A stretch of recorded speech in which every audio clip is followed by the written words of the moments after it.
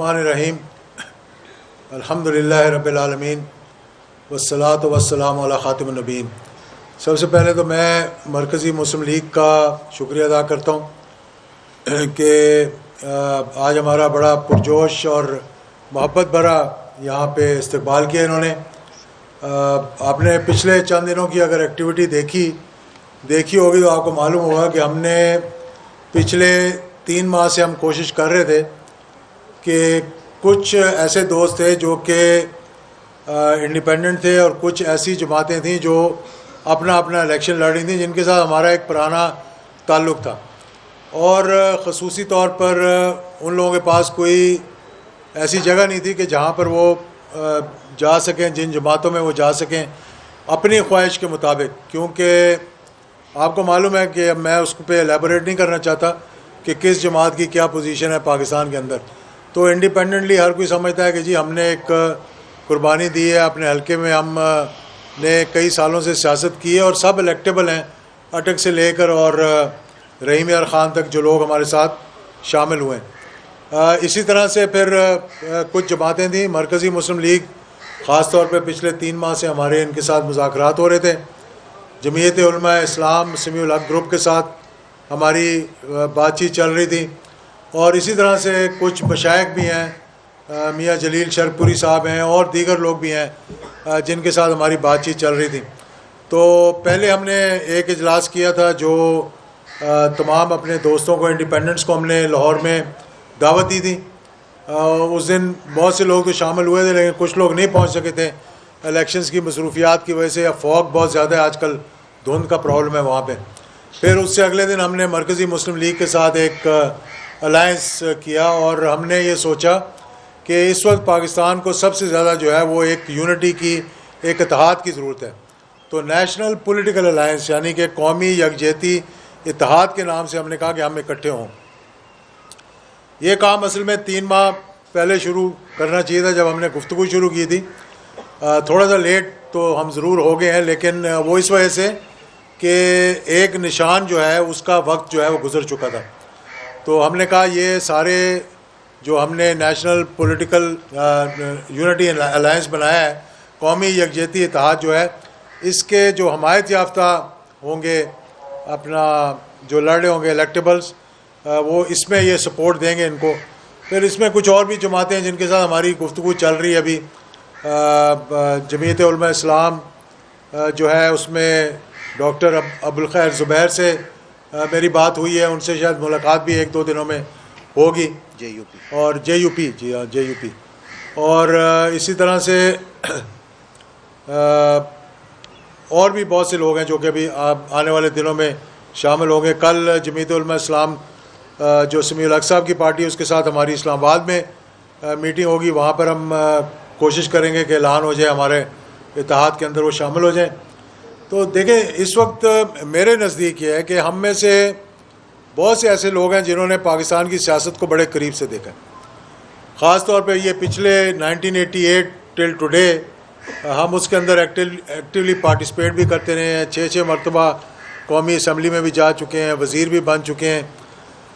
اس وقت جو سب سے زیادہ ضرورت ہے وہ یہ ہے کہ ایک قومی یکجہتی کی، پولرائزیشن اتنی زیادہ ہو گئی ہے سوسائٹی کے اندر، پولیٹکس کے اندر، ہر چیز کے اندر، کیا ایک دوسرے سے بات کرنا تو دور کی بات، ایک دوسرے کی جان کے دشمن ہوئے ہیں، ایک دوسرے کے ساتھ بیٹھ کر کھاتے بھی ہیں اور پھر اس تھالی کے اندر چھید بھی کرتے ہیں۔ یہ ہماری سیاست بنی ہوئی ہے، اور میں یہ بات کرتا ہوں، ریپیٹ کرتا ہوں، آج کراچی میں بھی کہتا ہوں کہ 2006 میں جو چارٹر آف ڈیموکریسی ہوا تھا، جتنا اس نے ڈیمیج کیا پاکستان کی جمہوریت کو کہ کسی اور چارٹر نے نہیں کیا۔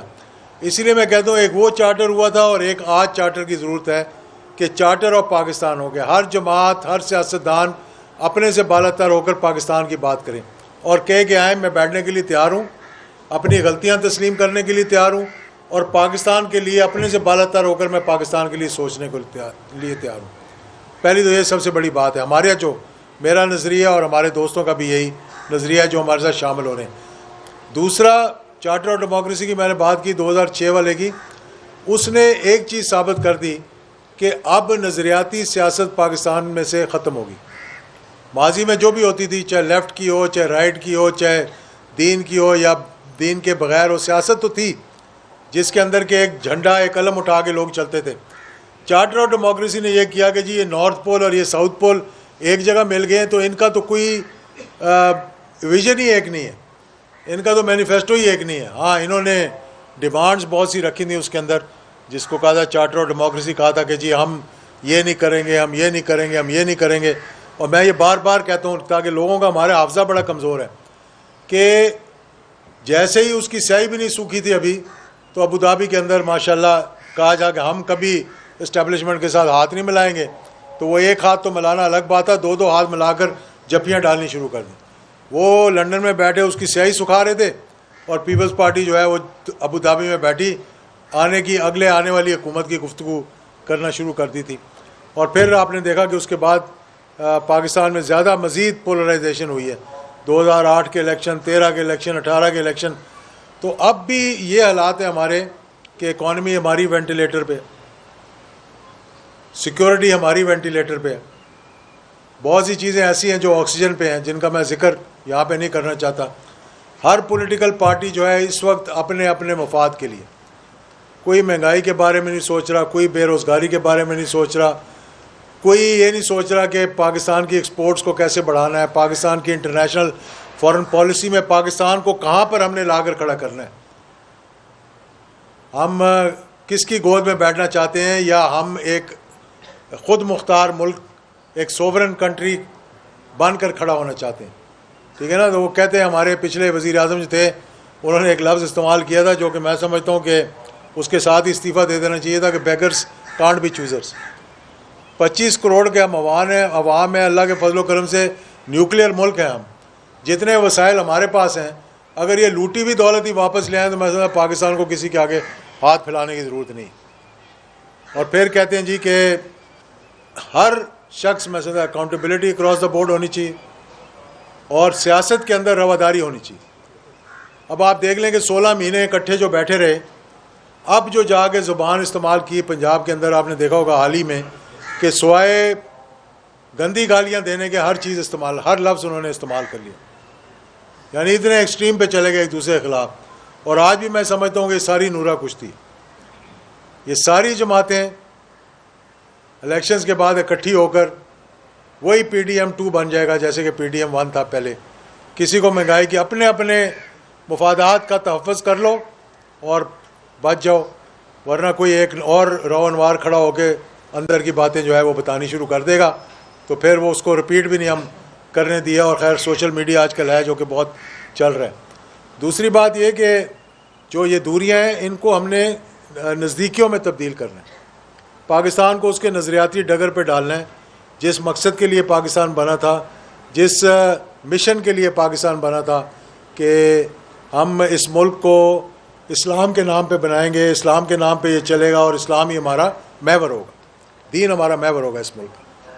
اور اللہ کے فضل و کرم سے کوشش ہماری ہونی چاہیے کہ ہم اس طرح لے کر چلیں. پھر مسائل جو ہیں ان کو ہم نے اس کا جو ہے وہ تدارک کرنے کے بارے میں سوچنے کے بجائے، کشمیر کے مسئلے کو سامنے لانے کے بجائے، فلسطین کے بارے میں بات کرنے کے بجائے، یعنی ہمیں اتنا الجھا دیا ہے کہ ایک نیوکلیئر ملک ہونے کے ساتھ ساتھ ہمیں یہی مشکل پڑی ہوئی ہے کہ ہمارے اپنے ہی سیکورٹی کے معاملات ایسے کر دیے ہیں کہ روزانہ ہماری لاشیں جو ہیں بارڈر سے ہم ان کو پاکستان کے جھنڈے میں لپیٹ کر لے کر آتے ہیں. اور یہ بڑے ایک دکھ کی بات ہے جو میں کر رہا ہوں کہ ہمارے پڑوسیوں کے ساتھ پہلے ہمارا ایک ایسٹرن بارڈر ہوتا تھا، ایک ویسٹرن بارڈر ہوتا تھا، ایک مشرقی بارڈر ہوتا تھا ہندوستان کے ساتھ، ایک مغربی ہوتا تھا افغانستان کے ساتھ. ایک بارڈر پہ ہمیں بہت 3 جنگیں ہم نے لڑیں، لیکن زیادہ شہادتیں کہاں ہوئیں؟ دوسرے بارڈر سے جہاں پر امن و امان ہونا چاہیے. تو اس لیے کراچی میں آیا ہوں کیونکہ کراچی پاکستان کی اکانومی کی ریڑھ کی ہڈی ہے. پاکستان ہی پاکستان کی اکانومی کو لا کر کھڑا کر سکتا ہے کیونکہ یہ ہمارا پورٹ ہے یہ. اور کراچی ہی جو ہے وہ اگر امن ہو کراچی کے اندر تو پورے ملک کے اندر امن ہوتا ہے. تو آج میں نے کچھ جماعتوں کے ساتھ یہاں سے مرکزی مسلم لیگ کے ساتھ تو ہمارا اتحاد ہو چکا ہے. آج میں کچھ اور جماعتوں کے ساتھ ریکویسٹ کروں گا جا کر، کچھ سے ویسے ہی ملوں گا. جی ڈی اے کے ساتھ میری ملاقات ہے، اس کے بعد پیر صاحب سبقت اللہ راشدی نہیں اپنا पगाड़ा साहब अगर यहाँ मौजूद हुए तो उनके साथ वो यूनुस साईं कह कर नाम ही भूल जाता हूँ मैं, सदरुद्दीन राशदी साहब। सदरुद्दीन तो हमारे बड़े अजीज़ दोस्त हैं, भाई हैं, हम पार्लियामेंट में इकट्ठे रहे। मेरे वालिद के पीर साहब पगाड़ा के साथ बहुत ही करीबी ताल्लुकात थे। अब ये सेकंड जनरेशन को शिफ्ट हो रहे हैं। उसी मोहब्बत के साथ, उसी चाहत के साथ, उसी लगाव के साथ हमने हमेशा एक दूसरे से मुलाकात की है और उसी को हम आगे लेकर चलना चाहते हैं।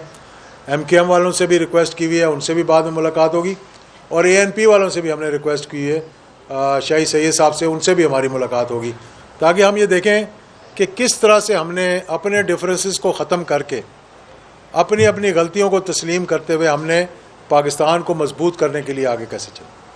बजाय दस्तो गिरबान होने के एक मरतबा ज़रा थोड़ी सी जप्फी डाल के देखें। मैं बस जप्फी तक ही रहें तो वही बहुत अच्छा है, अगली बार ना ही करें। तो बहुत बहुत शुक्रिया। आपका कुछ सवाल पूछना है तो आप पूछ सकते हैं। मेरा नाम श्याम नवाब है, ARY से ताल्लुक़ है।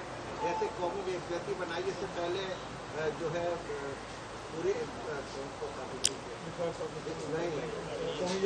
कौमी जो तमाम जमातें थी उसमें बनी थी, जिसमें जमात इस्लामी तमाम थी, इसी तरह की है ये जमात MMA की बात करें आप। MMA जो बनी थी, सॉरी, तो MMA बनी थी इसी इलेक्शन इसी तरह की, लेकिन इंशाल्लाह अल्लाह पाँच हो गई थी, समझ लीजिए। तो ये कौमी यकजहती उसकी पार्टियाँ भी आएंगी, और कराची की आवाम ने बड़े दुख देखे हैं। अब वो नारों पे यकीन नहीं करेंगे, नौजवान वोट कहते कि नहीं देंगे, क्योंकि कराची का जो मसला है वो हल कोई भी नहीं कराता। ये बड़ी अच्छी बात है। अगर वोट देना ही बंद कर दें तो कम से कम सियासतदानों को थोड़ी सी अक्ल आ जाएगी। अगर एक दफ़ा कहना, हमारा 90 में जब 88 में इलेक्शन लड़ रहे थे तो कहते थे कि बिजली दो वोट ले लो, तो लोगों ने फिर बिजलियां देनी शुरू कर दी। फिर कहा गैस दो तो वोट ले लो। तो यहाँ कहे कि हमारा हक दो तो वोट ले लो। हर जगह पे उनका हक मिलना चाहिए। अब आपको ख़ुद नहीं पता कि आप कौन से वाले इत्तेहाद की बात कर रहे हैं, PDM की कर रहे हैं, MMA की कर रहे हैं जी, कि पीपल्स पार्टी की कर रहे हैं या किसी। हाँ, MMA तो बहुत अच्छा इत्तेहाद था, उसने हुकूमत की है 5 साल इस मुल्क के अंदर। अपोजिशन में बैठे हैं मौलाना फजल रहमान साहब की क़यादत में, जो था काजी हुसैन अहमद थे। जमात इस्लामी के साथ भी हमने कुछ दोस्तों को भेजा था। मैं कोशिश करूँगा कि सिराजुल हक साहब से भी एक मीटिंग हो जाए, क्योंकि वो भी अच्छे नज़रियाती जमात है। एक कौमी यकजहती और इतिहाद की ज़रूरत है, लेकिन एक पार्टी मुल्क में ऐसी भी है जो कि हम देखते रहते हैं कि नौजवानों में भी बहुत ही मकबूल है, और आप भी गए, उनसे मुलाकात भी की, उनके सरबराह से जो इस वक्त उनके बानी जेल में मौजूद है। तो क्या समझते हैं कि कौमी यकजहती के लिए उस पार्टी से बात नहीं करेंगे ताकि उनको भी लेके चले और वो भी एंटी एस्टैब्लिशमेंट के बजाय जो है वो आए और मुल्क के लिए जो है वो आपके साथ। सबसे मैंने तो कहा ही नहीं किसी को, मैंने कहा कि इसको एक्सक्लूड कर दो, जो गलतियाँ हुई हैं उसकी। मैंने कहा सब के साथ। अगर आप कहते हैं मैं नाम लूँ तो नाम भी ले देता हूँ, इसमें कोई परेशानी की बात नहीं है। हमारे भाई हैं, हमारे दोस्त हैं, उनके साथ हमने काम किया है, उनके साथ हमने इलेक्टोरल अलायंस किया था। सब के साथ बात होनी चाहिए, हम नहीं कह रहे किसके साथ नहीं होनी चाहिए। और जिसने जो गलती की है, मैं नहीं कहता कि अक्रॉस द बोर्ड सब ने गलती की है, लेकिन जिसने जो गलती की है उसको उसकी माफ़ी भी मांगनी चाहिए, उसका अजाला भी करना चाहिए, और सबको मिलकर चलना चाहिए। और सबको, आजकल एक नया लफ्ज़ निकला है वो लेवल प्लेइंग फील्ड, सबको लेवल प्लेइंग फील्ड मिलनी चाहिए। और आज अभी मैं जहाज़ से उतरा हूँ तो पहली खबर मुझे मिली कि बल्ला भी बहाल हो गया, तो इसका मतलब अच्छी खबरें आनी शुरू हो जाएं शायद। मेरा सच न्यूज़ से मेरा ताल्लुक है। सवाल ये है कि गलतियाँ सिर्फ सियासतदानी कबूल करें कि उन्होंने गलतियाँ करी हैं, या दूसरी तरफ भी लोगों को अपनी गलतियाँ कबूल करनी चाहिए। और आप सियासी बसीरत रखते हैं, जाहिर बात है नज़र है आपकी। 8 फरवरी को इलेक्शन होते हुए आपको नज़र आ रहे हैं। बहुत अच्छा सवाल है आपका, और सारे $1 मिलियन क्वेश्चन है आपके। अगर ये मुझे हर बंदा यही पूछता है, अभी जहाज़ में मैं बैठा हुआ था, इलेक्शन हो रहे हैं 8 फरवरी को, मैं कहा भाई इलेक्शन कमिश्नर जब रिज़ाइन करे तो फिर मुझे वो बना दें आप इलेक्शन कमिश्नर, शायद मैं बता सकूं। मेरा ख्याल है भी कोई प्रेडिक्ट नहीं कर सकता। और जब चीफ जस्टिस ने कहा पत्थर पे लकीर है, तो हम समझते हैं कि पत्थर पे लकीर है। दूसरा उसने कहा कि भाई प्रेस के सामने खड़े होकर कोई अगर 8 फरवरी की बात करेगा तो मैं उस पर कंटेम्प्ट में ले आऊँगा। आपने कहा ना, तो ये आपने सवाल पूछा है, मैंने नहीं पूछा, सारे गवाह है ना भाई। कल को अगर मुझे सुप्रीम कोर्ट बुलाया हो तो आपका क्या नाम है? हाँ, मंजर रिजवी साहब को हम कहेंगे कि भाई आप पेश हो वहाँ जाके, क्योंकि उन्होंने कहा सिर्फ अपनी बेगम से इस बारे में बात कर सकते हैं। हमारी तो बेगम भी तैयार नहीं है ये बात सुनने के लिए। तो जिन्होंने करारदाद पास करवाई नहीं तो फिर उनको भी बुलवा लें चीफ जस्टिस साहब, जिन्होंने करारदाद से पास करवाई है, तो फिर उनको भी बुलवा लें चीफ वो तो उनको चाहिए सबको बुलवाएं, लेकिन देखें ये चीज़ें जो है इस पे इस तरह ज़िद में नहीं आना चाहिए, किसी चीज़ में ज़िद नहीं होनी चाहिए, खुले दिल के साथ बैठ कर। मैं ये आपको बताऊं कि जितनी पोलराइजेशन है, मुझे ये इलेक्शंस होते हुए तो नज़र आ रहे हैं 8 फरवरी को, लेकिन वो कहते हैं ना कि बेल मुंडे चढ़ती होती है, क्या कहते हैं उसको, मंडेर चढ़ती हुई नज़र नहीं आ रही। क्यों? कि जब तक ये पोलराइजेशन नहीं ख़त्म होगी, मैंने बड़ा सिंपल सा फार्मूला दिया है कि चार्टर ऑफ डेमोक्रेसी करते रहो, पीडीएम में इकट्ठे होते रहो, बगैर मैनिफेस्टो के, बगैर विजन के एक चार्टर ऑफ पाकिस्तान बना लो, सब इकट्ठे होकर बैठ जाओ। आपने कहा कि सिर्फ सियासतदानों की गलतियाँ, मैं कहता हूँ कि हर किसी को अपनी अपनी गलती तस्लीम करनी चाहिए, क्यों ना करें। सर एक नई पार्टी के साथ एक नया इत्तेहाद, आप क्या समझ रहे कितना कामयाब होगा ये इत्तेहाद जो? कौन सी नई पार्टी? मरकजी मुस्लिम लीग, आपका जो मरकजी मुस्लिम लीग, ये बड़ी पुरानी पार्टी है मरकजी मुस्लिम लीग, नई पार्टी तो नहीं भाई, या तो बूढ़े हो गए, बाल सफ़ेद हो गए, 35 साल तो मुझे हो गए प्रैक्टिकल पॉलिटिक्स के अंदर, तो लोग अभी भी अगर आप पूछेंगे नई पार्टियां तो फिर अल्लाह ही रहम करे यार। मेरा सवाल ये, आपने जिक्र किया कि बैरून मुल्क से दौलत वापस लाई जाए। अफगान जिहाद के वक्त आज दुनिया भर में वो हैं कि हुमायूं अख्तर साहब के $1 मिलियन वहाँ पर थे, और दीगर तो हमारे पाकिस्तानी सियासतदानों के, जनरलों के, सबके कारोबारी शख्सियात हैं, क्या उनका पैसा वापस कब आएगा? दूसरा, परवेज मुशर्रफ को बाद मर्द दोबारा सजाए मौत बहाल की गई है, इस पर क्या कहना चाहिए? पाकिस्तान में यही तो ख़राबी है कि जब कोई बैठा होता है कुर्सी पे तो सब सलाम करते हैं, जिस दिन उतर जाता है तो गिरबान पकड़ लेते हैं। यही हमारी कमज़ोरी है कि जब हम किसी की इज़्ज़त अपने लोग ही नहीं करेंगे तो बाहर की दुनिया हमारी क्या इज़्ज़त करेगी। मज़ा तो फिर आना था कि उनके होते हुए कोई सजाए मौत देता, जब कुर्सी पे बैठे होते तो बात करता, बाद में बातें करने की क्या ज़रूरत है कि जी वो 40 साल के बाद अब वो कहें जी फ़लाँ को निकालो और ये करो और वो करो। ये सब डकोसले हैं, डाइवर्जन्स हैं, असली हक़ाइक़ से जो है वो मुँह छुपाने वाली बात है। और जिन जिन का जो आया, देखें सबसे बड़ी बात, अभी आपने एक नाम लिया, आपको नहीं लेना चाहिए था नाम, उनका नाम कहीं आया पनामा के अंदर या कहीं आपको ये साबित हुई बात? सुनी सुनाई बातें ना ये कि अफ़गान जहाद के दौरान पैसे आए और ये हुआ, ये सब सुनी सुनाई बातें। लोगों का ये एक कहते हैं ना कि बयानिया, जो बयानिया बनाते बनाते सब ने मर गए, बयानिया बनाते बनाते, और सब ही रह गए बयानिया बनाते बनाते।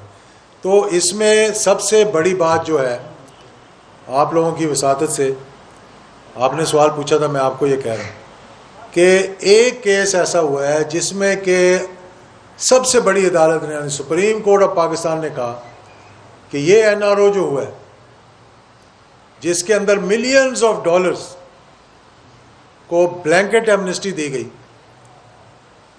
सुने गौर से ज़रा, उसको उन्होंने कहा ये वॉइड ऑफ इनिशिया। वॉइड ऑफ इनिशिया का मतलब कलअदम। मैं जनाब मोहतरम चीफ जस्टिस से सवाल करता हूँ कि आप इतने पुराने केसेस उठा रहे हैं और उनको दोबारा से ज़िंदा कर रहे हैं, माशाल्लाह बड़ी अच्छी बात है, करना चाहिए। लेकिन जब एक चीज़ को कलअदम करवाया गया और ये मालूम हो गया कि $60 मिलियन जो है वो स्विट्ज़रलैंड के बैंकों में पड़ा हुआ है, ये पता लग गया कि मिलियंस ऑफ डॉलर्स की ज्वेलरी वहाँ के लॉकर्स में पड़ी हुई है, ये पता लग गया कि एक सरे महल ये हमारा है, ये हमारा नहीं है, और उसके बाद वो कहा जी ये हमारा है और बिक भी गया। वो पैसे कहाँ गए? वो $60 मिलियन कहाँ गए? जब एक चीज़ कलअदम करार दे दी गई तो उनको बुलाकर पूछें तो सही यार कि वो पैसा किधर गया जो पाकिस्तान का पैसा था, लूटा हुआ पैसा था या कमाया हुआ पैसा था या जैसा भी पैसा था। मैं नहीं कहता किसी पे इल्ज़ाम ऐसे मैं लगाऊं।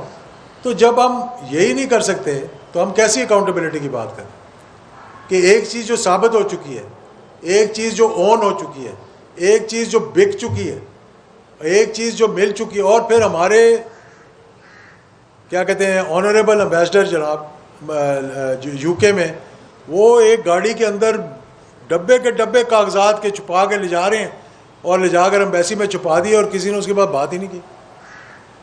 तो आप जो ये बात करें तो फिर ये चीज़ें करें ना जो कि साबित हो चुकी हैं।